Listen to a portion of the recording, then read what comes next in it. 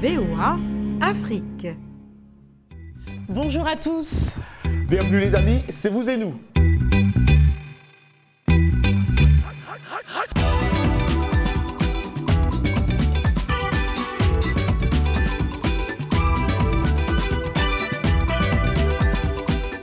J'espère que vous allez bien et que vous êtes confortablement installés. Comme chaque semaine, on est ravis de vous retrouver.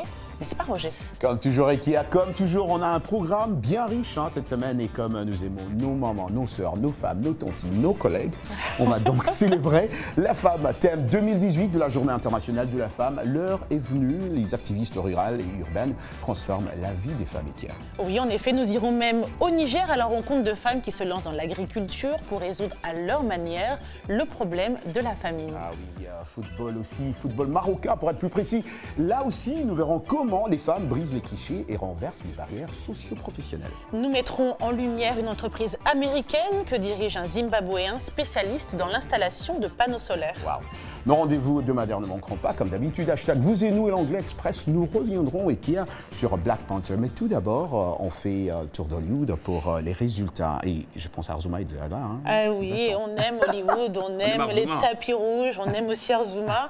On va donc se rendre à la cérémonie de la 90e édition des Oscars qui s'est déroulée le dimanche 4 mars.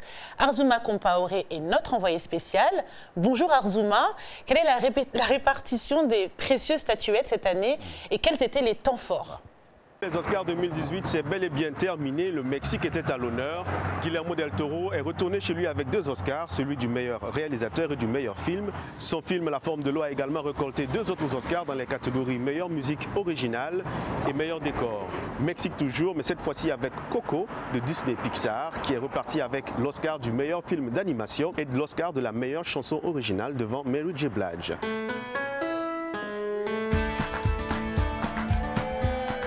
Frances McDormand dans Les Panneaux de la Vengeance et Gary Oldman dans Les Heures Sombres ont été chacun sacrés meilleure actrice et meilleur acteur au cours d'une soirée dont le subtexte évoquait des sujets allant de l'immigration aux politiques étrangères, aux violences sexuelles, à la diversité, etc.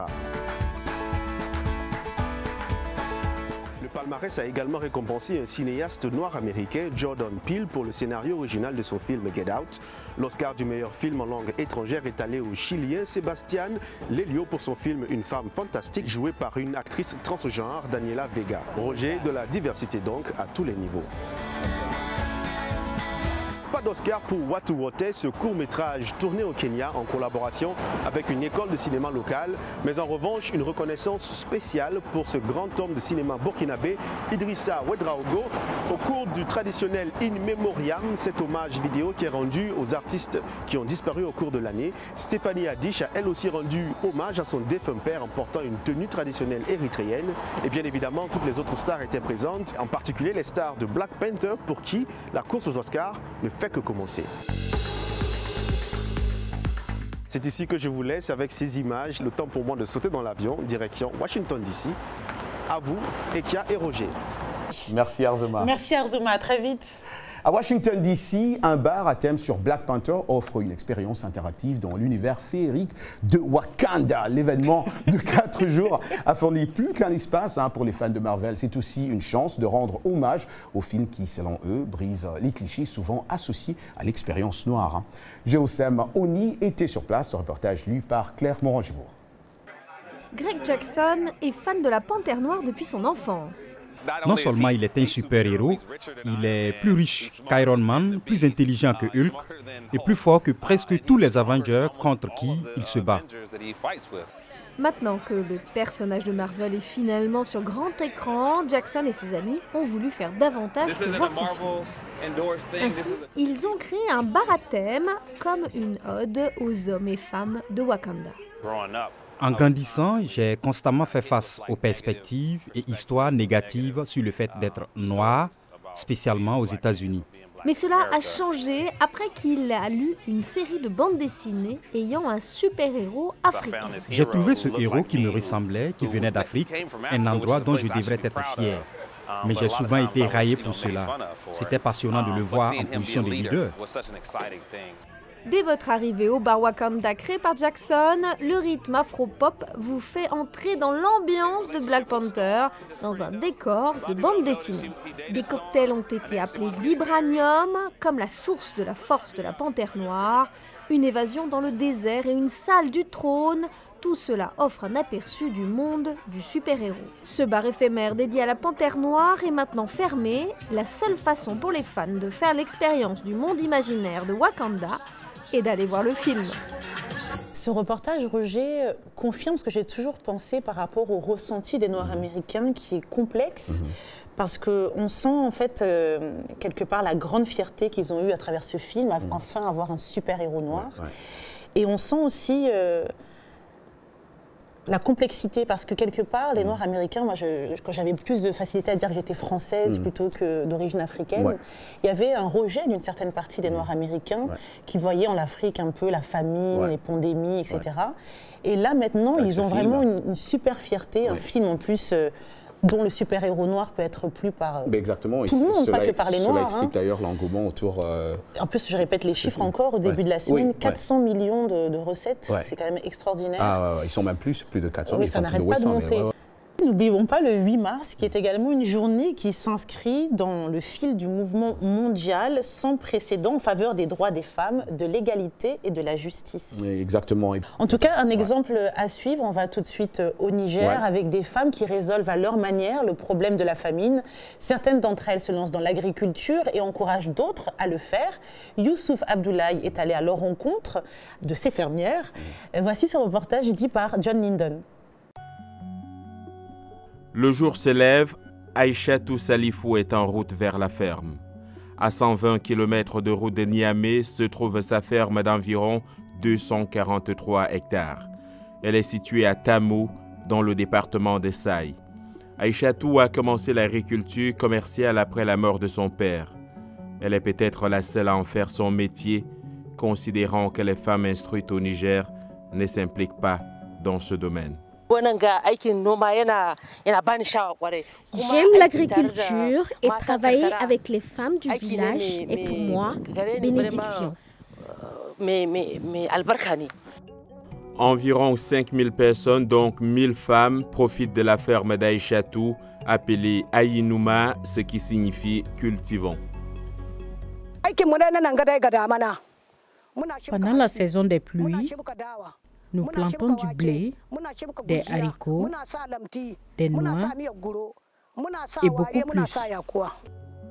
Quand j'ai commencé, les gens disaient « c'est une profession masculine, il n'y a aucune profession réservée aux hommes. Vous avez besoin de détermination et d'être à fond dans ce que vous faites. » À cause de son rôle dans la suppression de la faim au Niger, Aïchatou a été contactée par quelques experts agricoles indiens en vue d'un partenariat. Aïcha a aussi fait part de son projet d'ouvrir une école de formation agricole au Niger. Que ferions-nous et qui a son nos mamans, nos femmes Dans beaucoup de pays où j'ai eu la chance de visiter, j'ai vu les filles qui sont souvent chargées, par exemple, d'aller chercher de l'eau et de transporter pendant des heures, mais des longues heures. Et pour tout ça pour... font les hommes. Exactement. C'est ça la question. Ça, c'est la grande question. Que font les hommes? Elles font presque tout. Et certaines même sont privées d'aller à l'école ou sont pénalisées même et elles ne savent pas comment gagner leur vie dans le futur. C'est un problème. Des queens. Ouais, c'est un problème. En parlant aussi de cette journée internationale de la femme qui est très importante aussi cette année, l'OMS, selon l'OMS, les estimations mondiales de l'OMS, 35% des femmes, soit près d'une femme sur 3, indiquent avoir été exposées à des violences physiques ou sexuelles de la part de leur partenaire intime. Exactement, ou quelqu'un d'autre en cours de leur vie. Ça ne m'étonne pas, c'est triste, c'est vraiment triste. En 2018. C'est vraiment triste, mais les choses vont changer au fur et à mesure. J'espère. On espère, bien sûr. Les choses qui vont changer, peut-être c'est la question aussi de Dili cette semaine. Dili Dico est de retour pour partager vos avis. Postés sur hashtag vous et nous. Salut Dili, comment ça va Dili? Hello Roger, hello Ekia, de retour Dili, tu nous as beaucoup manqué. Ne nous fais plus ça en tout cas. Ne nous fais plus ça, je dis. Et quand j'ai dit nous, c'est nous et les téléspectateurs. Faut bien que je prenne des vacances. C'est vrai, pourquoi pas. Alors de quoi on parle aujourd'hui? Cette semaine, on parle de tutoiement et de vouvoiement. Donc Vaste sujet. Effectivement. J'adore ça. Donc la question de la semaine, c'est êtes-vous pour ou contre le vouvoiement? Préférez-vous plutôt tutoyer les gens? Expliquez-nous pourquoi. Donc on commence par la RDC. Le premier commentaire est celui de Papi CDB, Alex, qui nous écrit de Lubumbashi et il nous dit « Personnellement, je suis contre le vouvoiement. La langue française est trop complexe. Dans certaines langues, ces différences n'existent pas. » Et l'anglais, c'est un parfait exemple. Tu dis « you » à tout le monde et voilà. Alors Lévi Nika nous écrit de Bangui et il nous dit « Tous les hommes sont nés égaux, n'est-ce pas? On parle de termes de politesse pour certains et d'impolitesse pour d'autres. » Vous voyez ou tutoyer, c'est du pareil au même. Ne prenez pas trop d'importance à vos propres yeux, car cela aussi a ses conséquences. Ça doit être un anglophone. Ouais. Lévi doit être un anglophone. J'adore, les deux dernières lignes sont mes préférées. Ouais. Ah, d'accord. Voilà. Alors, web, qu'est-ce qu'on a dans le web, Dili? Alors, cette semaine, sur le web, tout le monde a parlé des Oscars. Et par rapport aux Oscars, moi, j'aimerais attirer l'attention sur Tiffany Haddish. Donc, je ne sais pas si tu connais Tiffany Haddish. C'est une actrice assez marrante qui est vraiment en vogue en ce moment, notamment avec son film Girls Trip. Oui, elle était super dedans. Je ne l'ai pas encore vu, tu pourras peut-être m'en dire. Voilà. Et donc, Tiffany Haddish a mis aux Oscars cette robe blanche de... McQueen, Alexander McQueen, et beaucoup d'internautes se sont dit « Ah bah tiens, on a déjà vu cette robe !» Aïe, je veux vraiment pas voir la suite. J'ai déjà... Quand Dili te dit ça, quand Dili pose... Mais c'est marrant que ta réaction soit plutôt négative. Tu te dis qu'ils ont dû l'incendier sur le web, mais pas du tout en fait. Ils ont adoré le fait qu'elle remette cette robe qu'elle avait mis au SNL, Saturday Night Live, un show très populaire aux États-Unis. Mais moi je trouve ça bien parce qu'au moins elle recycle, elle remet des affaires. Exactement. Et la question c'est pourquoi est-ce que les acteurs ou les présentateurs télé se sont obligés de remettre, de ne pas remettre plutôt les mêmes vêtements. Mais c'est à cause de ça, c'est parce qu'il y a des gens qui vont dire on a déjà vu cette robe. Mais ils ont adoré revoir cette robe. Et en fait, elle n'était pas accessoirisée de la même manière. Voilà, c'est tout à fait. C'était pas accessoirisé de la même manière. Ça, c'est très important, surtout chez les femmes. Ouais, parce que là, moi, je et aussi, ils se sont rendus compte, en creusant un peu plus, qu'elle avait mis une troisième fois. À la première, justement, de Girls Trip. Ouais. Wow. Voilà. Et elle avait promis, lors du SNL, de remettre cette robe. Donc, elle a tenu sa promesse, en plus. Et moi, justement, pour honorer Tiffany Haddish, j'ai remis la robe que j'ai mise à mon deuxième hashtag. Merci Dili. Bye Roger, bye Ika. Merci Dili, vous suivez Vous et Nous. On revient après une courte pause avec l'Anglais Express, un reportage sur une équipe féminine de football, comment le public américain réagit au succès du film Black Panther. C'est tout de suite après la pause.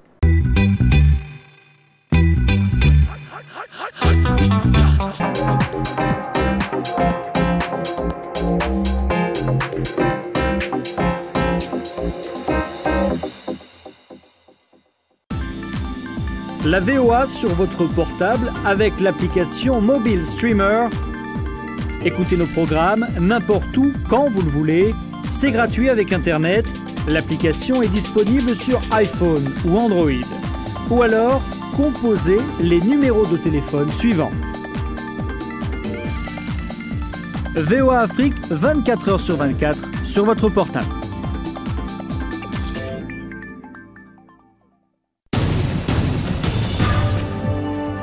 Washington Forum, votre décryptage hebdomadaire de l'actualité africaine, américaine et internationale sur VOA Afrique. 30 minutes d'échange et d'analyse sur d'importants événements, économie, politique, sport, culture. Nos invités répondent aux questions. Washington Forum, c'est aller au-delà de la nouvelle, une perspective sur des questions importantes à partir de la capitale américaine. De Dakar à Kinshasa, en passant par Le Caire, New York, Paris et Londres. Nous sommes en direct chaque jeudi à 19 h temps universel. Washington Forum sur VOA Afrique et nos chaînes partenaires.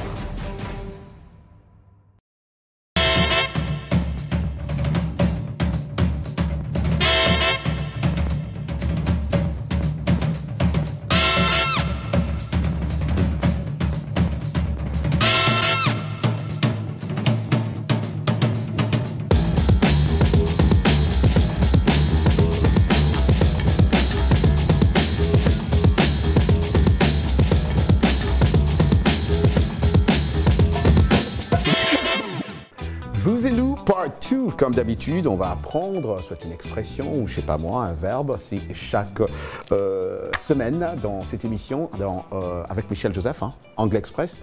Et c'est bien pour toi qui veut encore apprendre aussi l'anglais. Il faut bien regarder ce programme. Je suis toujours attentive de toute façon. Michel Joseph. Bienvenue à l'Anglais Express. En anglais américain, il se peut que vous ayez déjà entendu cette expression. Out of your mind? Hors de ta tête? La personne se trouvant dans cette situation pense-t-elle réellement? Suivons. I just got 2 tickets to see Paul McCartney in concert. Want to go with me? Oh my gosh, that would be so cool. How much were the tickets? $200. I bought them from someone, so I had to pay a little more. Whoa, are you out of your mind? Sorry, but I'm not going to pay that much. Out of your mind, cela veut dire être en colère, hors de soi, ou alors être dans tous ses états. Cela implique que si vous allez prendre une décision, qu'elle n'aurait pas de sens. C'est une locution informelle, voire familière. Parfois on l'emploie sous l'effet de la colère, ou alors la consternation à un ami. Are you out of your mind? T'es fou? T'as perdu la tête? Et voilà pour l'Anglais Express. Merci Michel. Merci Michel. Vous pouvez retrouver l'Anglais Express sur notre site, rubrique Vous et nous. Ah ouais. Les énergies renouvelables, c'est dans ce domaine que Ralph Chambati s'est investi depuis son arrivée ici aux États-Unis. Originaire du Zimbabwe, il a créé en 2009 RC Renewable. J'ai bien prononcé? Trop bien. Ouais. Cette entreprise est spécialisée dans l'installation des panneaux solaires comme source d'énergie dans les foyers et entreprises. C'est sur l'un de ces chantiers que Blanche Sanou l'a suivi. Sur le toit d'une maison située à Potomac, dans le Maryland, Ralph travaille avec son équipe pour installer des panneaux solaires.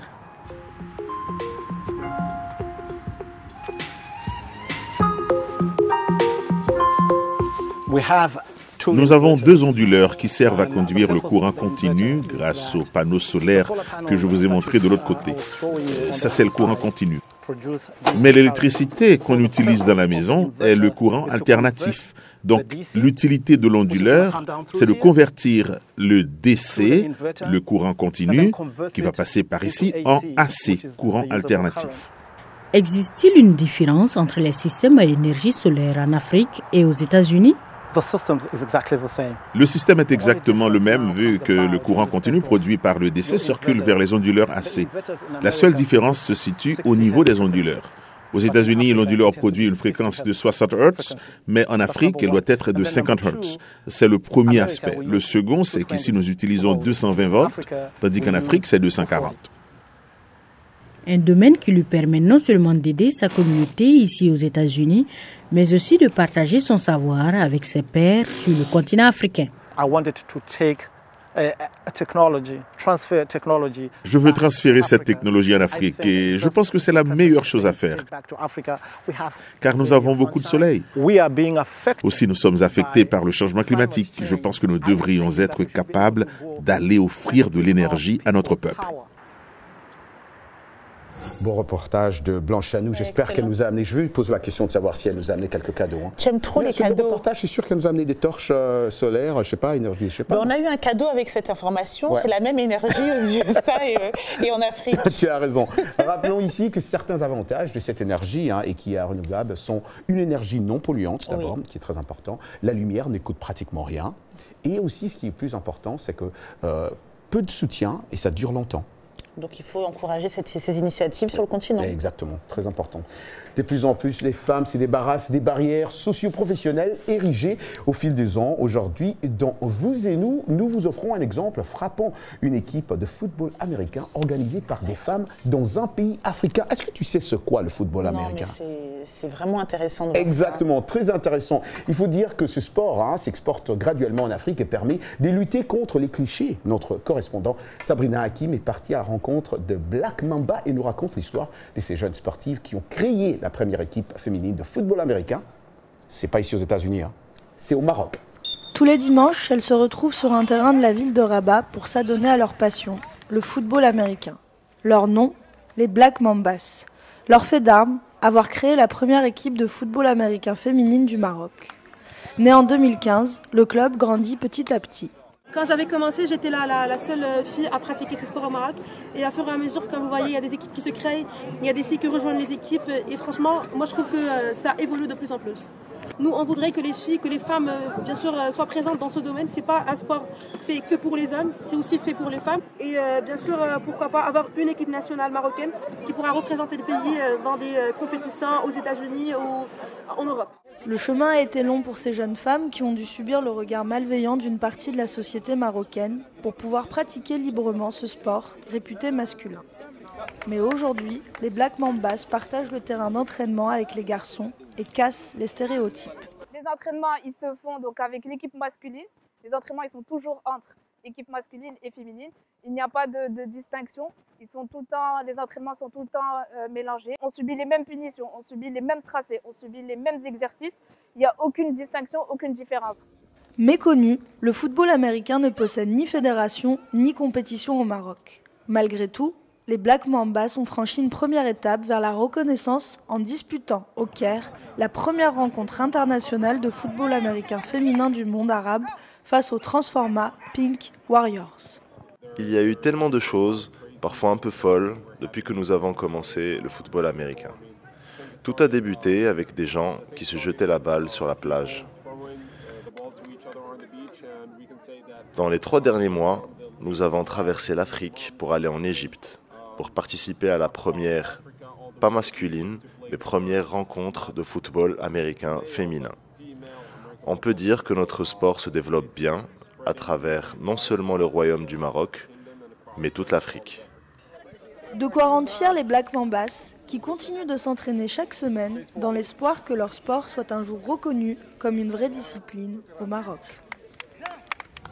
Alors moi, je salue cette initiative. Le sport féminin manque cruellement de visibilité. En France, on a le handball, le basketball féminin qui est assez suivi, mais c'est pas encore ça. Ouais. Souvent, vous les garçons, vous avez l'impression, en tout cas, vous dites que c'est pas assez spectaculaire. Moi, je trouve ce reportage assez spectaculaire. Ça change. Il faut vraiment saluer ces initiatives. Exactement. Et ces clichés là où les gens se disent que c'est seulement un sport masculin.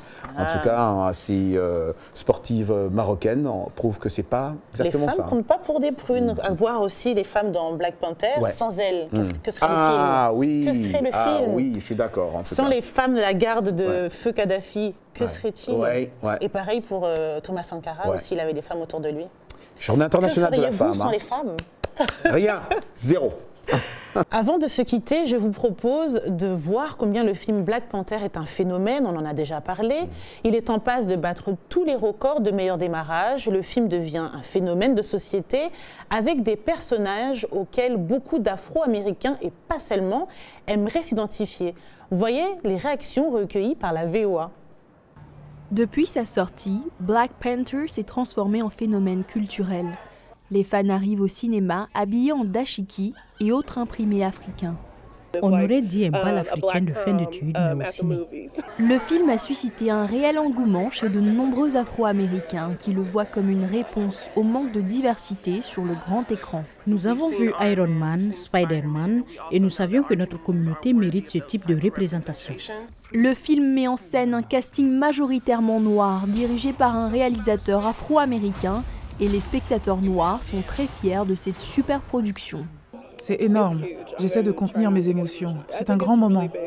Pour Sissi Gutiérrez, originaire de Sao Tomé et Principe, une île au sud-ouest du continent, ce film signale une rupture avec les clichés sur l'Afrique. C'est une célébration de l'étendue de nos ressources et de toutes ces choses qui sont superbes en Afrique. La mode, nos richesses, tout ça. L'action se déroule à Wakanda, le pays imaginaire de Black Panther, une nation africaine technologiquement avancée qui n'a pas été touchée par la colonisation. Un véritable sujet de conversation dans les salles de ciné aux États-Unis. J'en ai parlé avec des gens hier soir après avoir vu le film. Ils m'ont dit qu'à certains passages, ils étaient à 2 doigts de pleurer. Ce qui est intéressant, c'est que dans un film où les gens meurent, les séquences qui les ont le plus émus sont celles où l'Afrique est montrée sous son meilleur jour. La sortie du film quelque temps après des propos injurieux sur l'Afrique attribués à Donald Trump, apparaît pour certains comme une réfutation. Mais pour d'autres, Black Panther est simplement une occasion de renouer avec leurs racines. Waouh! C'est avoir tout ça, entendre tout ça, mais comme je disais au début de cette émission, l'engouement de ce film aussi m'a fait rentrer dans une salle de cinéma 4 fois pour voir ce film. 4 fois? Ouais. Ah oui, d'accord. Ouais. J'en parle tellement à mes amis, à mes filles, on rentre encore, je revois le film. Une réplique préférée? Non. Non? Non, pas encore. Un geste alors? Un geste? Wakanda forever. Mais voilà, on dit merci à tous nos téléspectateurs, merci à toute l'équipe de Vous et Nous, merci à eux, parce que c'est grâce à eux que vous suivez cette émission chaque semaine. Et bien sûr, je ne sais pas qui, tu veux dire merci à qui toi? Moi, j'aimerais bien faire un clin d'œil à nos chaînes partenaires et cette semaine à Wolf TV qui diffuse l'émission à Dakar, au Sénégal. Ouais, exactement.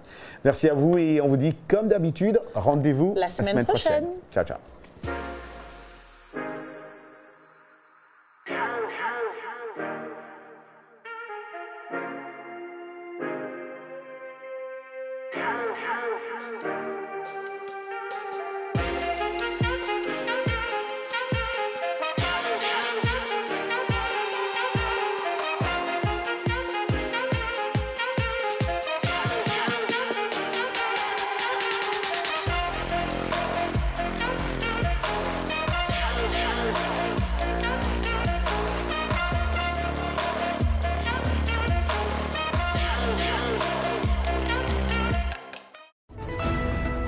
Anastasie Tudiach. John Linden. Tous les jours, nous vous donnons rendez-vous dans Le Monde aujourd'hui, le journal de VOA Afrique.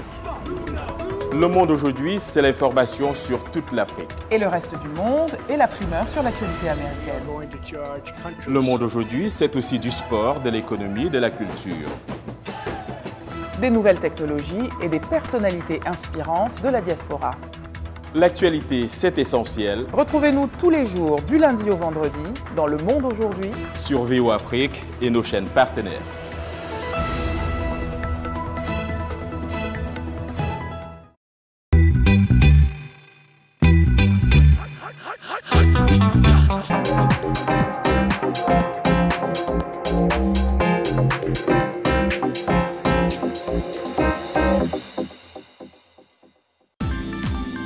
La VOA sur votre portable avec l'application Mobile Streamer.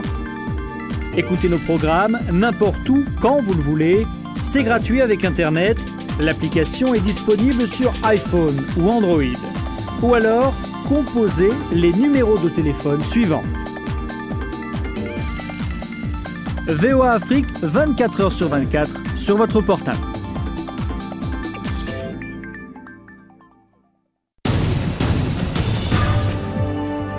Washington Forum, votre décryptage hebdomadaire de l'actualité africaine, américaine et internationale sur VOA Afrique. 30 minutes d'échange et d'analyse sur d'importants événements, économie, politique, sport, culture.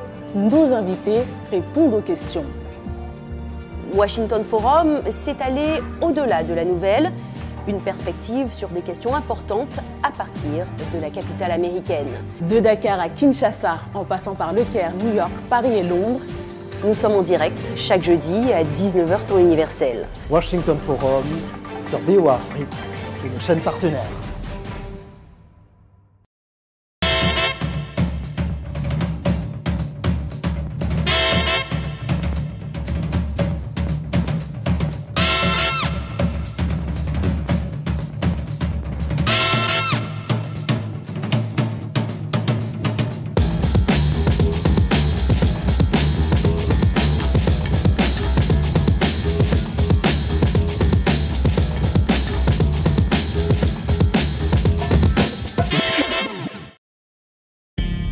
VOA Afrique.